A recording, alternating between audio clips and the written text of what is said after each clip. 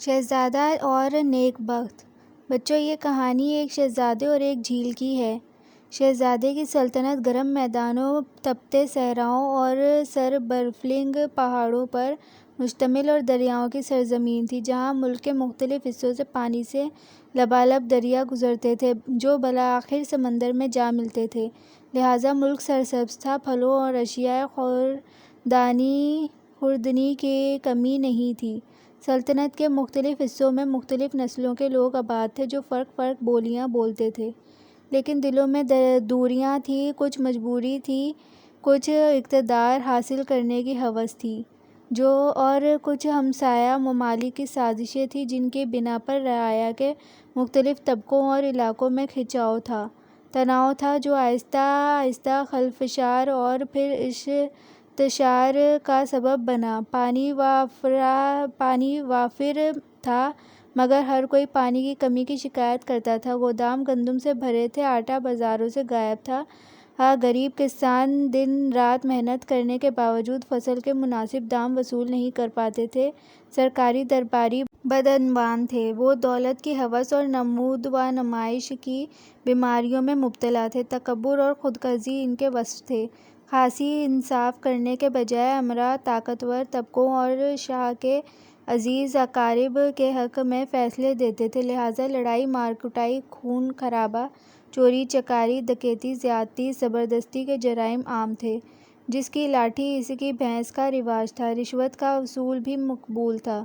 بادشاہ سلامت یعنی شہزادے کے والد، جنہیں سب ظل الہی اور عالم پناہ کہتے تھے اور سچ مچ تصور بھی کرتے تھے، ان تمام خرابیوں سے بے خبر عیش و عشرت کی زندگی بسر کر رہے تھے۔ ان کے اہلکار غریب متوسط طبقوں سے ٹیکس وصول کر رہے تھے اور سرکاری خزانوں میں جمع کروا رہے تھے۔ ٹیکس وصول کرنے میں زیادتی اور جبر بھی ہو رہا تھا، جس کی سرکاری اہلکاروں کو رتی بھر پرواہ نہیں تھی۔ اس کے علاوہ غیر ملکی علاقوں کی فتوحات کے بعد مال غنیمت بھی بادشاہ سلامت کے ہاں پہنچایا جا رہا تھا۔ بھلا ایسے میں انہیں عوام کے مصائب و آلام سے کیا دلچسپی ہو سکتی تھی؟ سو بادشاہ سلامت ظل الہی عالم پناہ چین کی بنسی بجا رہے تھے کہ نہ ان کے ہاں آٹے اور پھل کی کمی تھی، نہ کپڑے لتے کی، نہ مال و دولت کی، نہ ڈاکہ کا فکر تھا، نہ ڈکیتی کا خوف، نہ انصاف سے دلچسپی اور نہ امن عامہ کی تشویش۔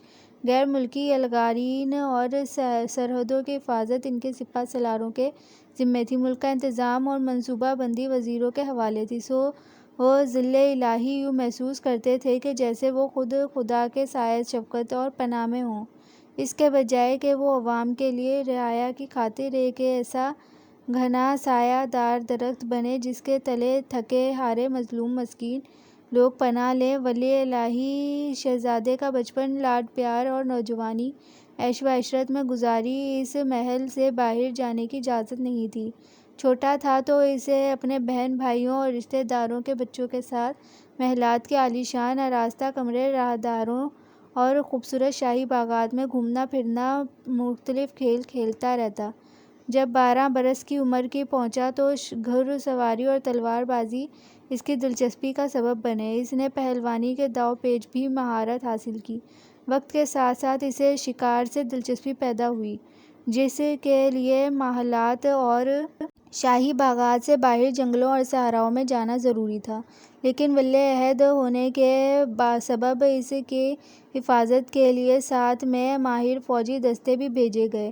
اس کے محافظوں اور ساتھیوں کو خصوصی ہدایت دی گئی کہ ایک تو اسے مقامات سے دور رکھا جائے جہاں خونخوار جانور پائے جاتے ہوں، دوسرا اسے کسی غیر یا عام آدمی سے ملنے نہ دیا جائے، ایسے ویرانوں کی طرف لے جایا جائے جہاں کسی قسم کی آبادی، شہر اور خصوصاً غریبوں کی بستیاں نہ ہوں۔ نتیجتاً شہزادہ اپنے نوجوان دستوں اور محافظوں کے ساتھ چھوٹے موٹے پرندوں کے شکار کے بعد خوشی خوشی واپس لوٹتا۔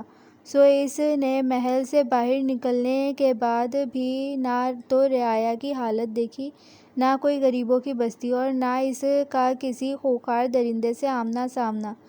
یہ ایک اس کے دل میں خواہش پیدا ہوئی کہ وہ اپنی مملکت کا نقشہ دیکھے تاکہ مزید شکارگاہوں کو دریافت کر سکے۔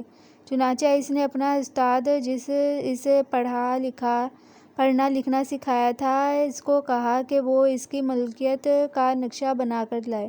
استاد کیونکہ بادشاہ سلامت کی ہدایت سے بے خبر تھا کہ شہزادے کو جہاں تک ممکن ہے لا علم اور بے خبر رکھا جائے اپنے ملک کی صورتحال اور جغرافیہ سے، اس لیے اس نے اس کی فرمائش کو علم کی طلب اور پیاس سمجھ کر فوراً حکم کی تعمیل کی۔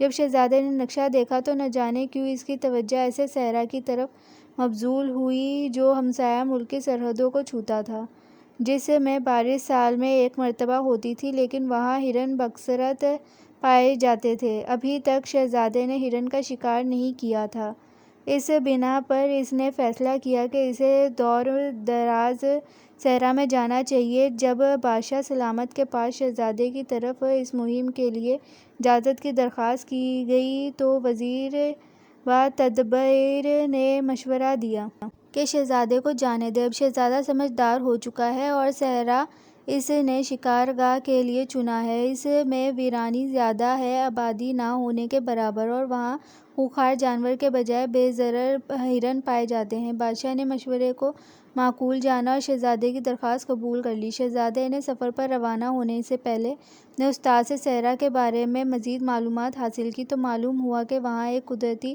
تالاب ہے جو سالانہ بارش سے بھر جاتا ہے۔ وہاں ہرن اپنی پیاس بجھانے کے لیے بڑی تعداد میں آتے ہیں۔ چاندنی راتوں میں اس کے گرد اجڑی جھاڑیوں میں اچانک پھول کھل جاتے ہیں جن کی خوشبو سے صحرا مہک اٹھتا ہے۔ یہ سن کر شہزادے کا شوق اور بڑھا اور وہ اپنے محافظوں اور ساتھیوں کے ساتھ ضروری سامان لے کر صحرا کی طرف روانہ ہوا۔ ان کا قافلہ راستے کی مشکلات کو خندہ پیشانی سے برداشت کرتا ہوا منزل مقصود تک پہنچ گیا۔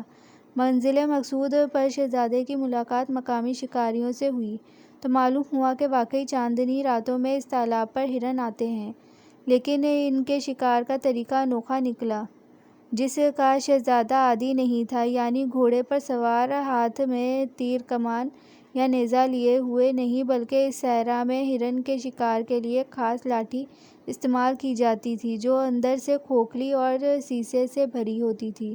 شکار تالاب کے گرد جھاڑیوں میں گھاس لگائے بیٹھے اور جب ہرن پانی پینے میں مگن ہوتا تو یہ سیسا بھری لاٹھی اس کے گلے پر اس مہارت سے پھینکی جاتی کہ اس کی شہ-رگ کٹ جاتی اور وہ وہیں دم توڑ دیتا تھا۔ شہزادے کو شکار کا یہ طریقہ جان کر حیرت ہوئی اور مایوسی بھی، کیونکہ نہ اس میں گھڑ سواری کا کمان درکار تھا، نہ نیزہ بازی کی مہارت اور نہ تلوار کے جوہر، بلکہ شکار کے اس سارے عمل میں شاید اس کا اپنا کردار محض جھاڑیوں میں چھپے دشمن جیسا تھا جسے چھپ کر وار کرنا تھا۔ بہرحال اتنے لمبے سفر کے بعد وہ خالی ہاتھ واپس جانا نہیں چاہتا تھا، اس لیے اس نے اگلی رات شکار کا منصوبہ بنایا۔ اگلی رات مقرر وقت پر شہزادہ اپنے دوست محافظوں اور مقامی شکاریوں کے ہمراہ تالاب پر پہنچا۔ اسے اپنی نیزہ بازی کے ہنر کے باعث یہ خود اعتمادی تھی کہ مقامی رواج کے مطابق وہ سیسا بھری لاٹھی سے صحیح نشانہ لگانے میں کامیاب ہو سکے گا۔ رات 14ویں کی تھی، صحرا میں ریت کے ذرے چاندنی میں جگمگا رہے تھے، فضا خوشگوار تھی کہ دن کی بھڑاس ختم ہو چکی تھی۔ شہزادے کو عجیب طرح کا سکون محسوس ہوا، لیکن یہ فرصت عارضی تھی۔ چند لمحوں میں ہرنوں کی آمد شروع ہو گئی۔ اس چاندنی میں ان کا نکھرا ہوا حسن دیکھ کر ان پر پیار آ رہا تھا کہ ایکدم ہرنوں کو احساس ہوا کہ وہاں ان کے علاوہ کوئی اور ذی روح بھی موجود ہے۔ ان میں سے ایک کے کان کھڑے ہو گئے، انہیں غالباً خطرہ محسوس ہو رہا تھا۔ مقامی شکاری جانتے تھے کہ اس کے بعد وہ سب چوکڑیاں بھرتے ہوئے صحرا کے وسطوں میں غائب ہو جائیں گے، لیکن شہزادہ بت بنا وہیں جھاڑیوں میں بیٹھا رہا۔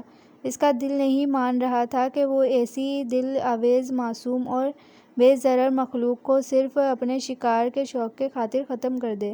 شہزادہ انہی سوچوں میں گم تھا کہ ایک مقامی شکاری نے پیشہ ورانہ پھرتی سے ایک ہرن کو نشانہ بنا ڈالا۔ ہرنوں میں بھگدڑ سی مچ گئی۔ اس وقت کئی شکاریوں نے بھی قسمت آزمانے کا سوچا۔ وہ جھاڑیوں سے باہر نکل آئے کہ فرار ہونے والے ہرنوں کو ہاتھ سے جانے نہ دیں، لیکن بھاگتے ہوئے تیز ہرنوں کو نشانہ بنانا اتنا آسان نہیں تھا۔ چنانچہ انہیں ناکامی کا منہ دیکھنا پڑا۔ شہزادے پر جیسے سکتہ طاری ہو گیا ہو، وہ یہ سارا منظر پتھرائی ہوئی آنکھوں سے دیکھتا رہا۔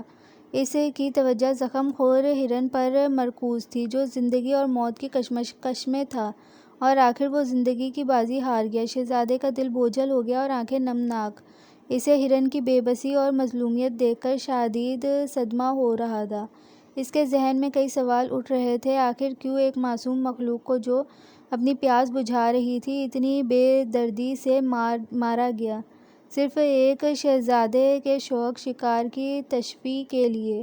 کیا شہزادے کو یہ حق حاصل ہے کہ وہ دوسروں کی زندگیوں سے کھیلے؟ اگر ہے تو اسے یہ حق کس نے دیا؟ اسے پرندوں کے شکار کے دوران ایسا کیوں نہیں محسوس ہوا؟ شہزادہ انہی سوالوں کا جواب تلاش کرنے کی کوشش میں تھا کہ اس کے ساتھیوں اور پیشہ ورانہ شکاریوں نے بتایا کہ یہ خونی کھیل ختم ہو چکا تھا، کیونکہ ہرن غائب ہو چکے تھے اور مردہ ہرن، شہزادے نے بے ساختہ پوچھا، وہ پیشہ ورانہ شکاریوں کے خیمے میں پہنچا دیا گیا ہے، کیونکہ اس کی کھال کھینچ کر بھس بھر دیا جائے گا اور اسے آپ کے اس مہم کی یادگار کے طور پر محل میں آرائش کے لیے رکھا جائے گا۔ یہ سن کر شہزادہ پکار اٹھا، نہیں، ہرگز نہیں۔ شہزادہ عالی مرتبت، تو پھر اس ہرن کا کیا کیا جائے؟ مصاحبوں نے بیک آواز اپنی حیرت کا اظہار کیا۔ اسے یہیں تالاب کے نزدیک دفنا دیا جائے اور اس کی قبر کے گرد وہی جھاڑیاں لگا دی جائیں جو بارش کے بعد چاندنی راتوں میں پھولوں سے مہک جاتی ہیں۔ اپنی حیرت پر قابو پاتے ہوئے مصاحبین اور محافظوں نے شہزادے کے حکم کی تعمیل کی، جس کے بعد ان کا کارواں واپس کے سفر پر گامزن ہو گیا۔ اب خدا کا کرنا یہ ہوا کہ کارواں واپس کے سفر پر صحرا کے بے نشاں وسطوں میں بھٹک کر مچھیروں کی ایسی بستی تک پہنچا جو ایک جھیل کے کنارے آباد تھی۔ وہ انتہائی غریب تھے۔ جھیل سینکڑوں سال پرانی تھی، لیکن وقت کے ساتھ ساتھ اس پر پانی کی سطح ہر سال کم ہوتی جا رہی تھی۔ صرف بارش کی صورت میں سطح میں اضافہ ہوتا، لیکن صحرا میں بارش صرف سال میں ایک دفعہ ہوتی تھی، لہٰذا جھیل میں روز بروز مچھلیوں کی تعداد کم ہوتی جا رہی تھی۔ اس کا نتیجہ یہ تھا کہ مچھیرے بدحال زندگی گزار رہے تھے۔ ان کی گزر بسر اسی جھیل کے پانی اور اس میں پائی جانے والی مچھلیوں پر تھی۔ شہزادے نے اپنے آرام دہ محل اور اس کے خوشنما باغات سے باہر قدم نہیں رکھا تھا اور صرف امرا کی خوشحال زندگی دیکھی تھی، اس لیے وہ چھتیڑوں اور لپٹے ان ہڈیوں کے ڈھانچوں کو دیکھ کر حیرت زدہ بھی ہوا اور دکھی بھی۔ اس نے ابھی تک ایسے انسان نہیں دیکھے تھے جو جوان ہونے سے پہلے ہی بوڑھے ہو جاتے ہوں، زندہ ہوتے ہوئے بھی زندہ نہ ہوں، جنہیں دو وقت کی روٹی بھی نصیب نہ ہوتی ہو، جو وقت سے پہلے مر جاتے ہوں اور بے کرو کفن دنیا سے رخصت ہو جاتے ہوں۔ اس نے اپنے مصاحبوں سے پوچھا کہ ان کے حالات کیسے بہتر ہو سکتے ہیں۔ ایک سخی نے کہا کہ انہیں اتنی رقم دے دی جائے جس سے انہیں روٹی کپڑے کی سہولت حاصل ہو جائے۔ لیکن یہ رقم کتنی دیر چلے گی؟ شہزادے نے سوال کیا۔ سخی مشیر خاموش رہا، کیونکہ اسے معلوم تھا کہ دی گئی رقم بہت جلد ختم ہو جائے گی۔ ایک اور مشیر بولا، میری ناقص رائے میں کسی نہر کے ذریعے جھیل کی سطح برقرار رکھی جائے۔ صحرا میں نہر کہاں؟ شہزادے کے لہجے میں مشیر کی نادانی کے سبب دبا دبا سا غصہ تھا۔ ایک اور تجویز پیش کی گئی کہ ان لوگوں کو نقل مکانی کے لیے کہا جائے۔ شہزادے کو یہ تجویز قدر معقول محسوس ہوئی، لیکن مچھیروں نے اپنے ڈیرے چھوڑنے سے صاف انکار کر دیا۔ آخر میں ایک ساتھی نے کہا، موجودہ صورت میں آپ کے اختیار میں صرف ایک ہی حل ہے کہ انہیں کافی رقم دے دی جائے، لیکن ایک ہی مرتبہ۔ اگر آپ بار بار رقم بھجوائیں گے تو یہ لوگ محنت مشقت کو بھلا کر ایک لحاظ سے گداگری کے عادی ہو جائیں گے، لہٰذا میری عاجزانہ رائے میں ہمیں رقم دینے کے بعد روانہ ہونا چاہیے، اس سے پہلے کہ بادشاہ سلامت آپ کی لمبی غیر حاضری کی وجہ سے تشویش کا شکار ہو جائیں۔ شہزادے نے بھی محسوس کیا کہ موجودہ صورت میں اس کے علاوہ کوئی چارہ نہیں۔ اس نے رقم کی صورت میں ان کی مدد کی اور قافلے کو کوچ کا حکم دیا اور سفر کے مختلف مراحل سے گزرتے ہوئے واپس آن پہنچا اور اپنے شاندار محلات میں معمول کے مطابق زندگی گزارنے لگا۔ ایک سال بعد شہزادے کے دل میں دوبارہ یہ تمنا پیدا ہوئی کہ وہ اپنی مملکت کے کسی نئے علاقے میں جائے۔ اس مقصد کو ذہن میں رکھتے ہوئے اس نے ملک کے نقشے کا بغور مطالعہ کیا۔ اب کی بار اس شمالی سرحد پر واقع بلند ترین پہاڑوں کا چناؤ کیا، جن میں بعض کی چوٹیاں موسم گرما میں برف سے ڈھکی رہتی تھیں۔ بادشاہ سلامت نے خوشی سے اجازت دے دی، کیونکہ انہیں یہ تاثر دیا گیا کہ گزشتہ سفر میں ان کی ہدایت پر مکمل عمل کیا گیا تھا۔ جب شہزادے کو ہستانی علاقے میں داخل ہوا تو اسے اونچی پہاڑوں میں گھری ایک بے حد دلکش جھیل کا بتایا گیا، جس کا پانی گہرے سبز رنگ کا تھا اور جس کے کنارے موسم گرما میں خرد پھول کے کھیت لہلہاتے ہیں۔ اس کے ذہن میں ایک پرسرای گدیلی پانی سے خالی ہوتی ہوئی جھیل کا خیال آیا اور ایک آرزو پیدا ہوئی کہ وہ نیرنگی قدرت کا یہ نمونہ دیکھا۔ جھیل تک پہنچنے کا راستہ بے حد دشوار گزرا تھا، مگر شوق بےتاب سے کٹھن راستوں سے گزرنے کا حوصلہ بخشا اور وہ اس مقام تک پہنچنے میں کامیاب ہو گیا، جہاں بلند کوثار کے بیچ خوبصورت جھیل تھس۔ جب اس نے جھیل کے زمردیں پانیوں کو سفید برف کے درمیان دیکھا تو وہ ششدر رہ گیا۔ موسم سرما کے سورج کی تپش سے جھیل کے کنارے سے برف پگھل چکی تھی اور وہاں ہری بھری گھاس میں مختلف رنگوں کے پھول کھلے تھے۔ ہوا میں سرمستی تھی۔ یہی سرمستی شہزادے کے اندر سرایت کرنے لگی۔ وہ کیف و سرور کی عالم میں جھیل کے حسن مسرور سے ہو گیا۔ شہزادہ جھیل کے جادو میں ایسا گرفتار ہوا کہ اس کا دل واپس جانے کو نہیں چاہ رہا تھا۔ اس کی یہ حالت مہینوں قائم رہی۔ اس پہاڑ چرواہوں سے بھی ملنے کا موقع ملا، جو سیدھے سادہ جفاکش لوگ تھے اور بھیڑ بکریاں پال کر گزارا کرتے تھے اور جھیل کے گرد اپنے مویشی لے کر گھومتے پھرتے تھے۔ اس سارے ماحول سے اس کا دل ایسا لگا کہ اس کے ساتھی جب بھی واپسی کی خواہش اظہار کرتے اور انکار کر دیتا، حتیٰ کہ ہواؤں نے موسم سرما کے آنے کی اطلاع دی۔ جب بادشاہ سلامت تک یہ خبر پہنچی تو انہوں نے 2 آدمیوں کو حکم دیا کہ وہ ہر صورت شہزادے کو واپس لائیں۔ ان میں سے ایک تو ان کا وزیر با تدبیر تھا اور دوسرا ایک دانا درویش صفت شخص تھا۔ انہیں یہ خطرہ تھا کہ چند دنوں میں برف باری راستوں کو بند کر دے گی۔ اس کے علاوہ خوف زدہ تھے کہ ناز و نام میں پلا ہوا شہزادہ شدید سردی کی صحبت کو برداشت نہیں کر سکے گا۔ ویسے بھی وہ محسوس کر رہے تھے کہ ان کے دن پورے ہونے والے تھے۔